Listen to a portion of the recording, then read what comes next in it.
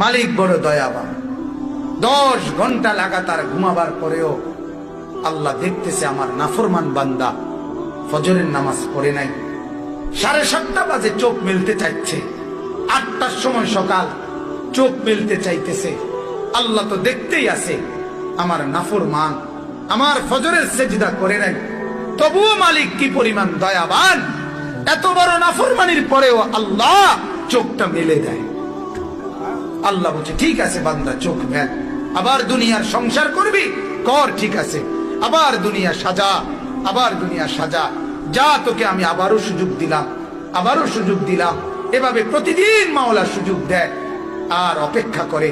হাদিসের মধ্যে আছে প্রত্যেকটা নাফরমান যখন আল্লাহর নাফরমানি করে, বিশ্বাস করেন বাপ, এই জমিন খোদার কসম আল্লাহর কাছে অনুমতি চায়, আল্লাহ এই বেঈমানকে নিয়ে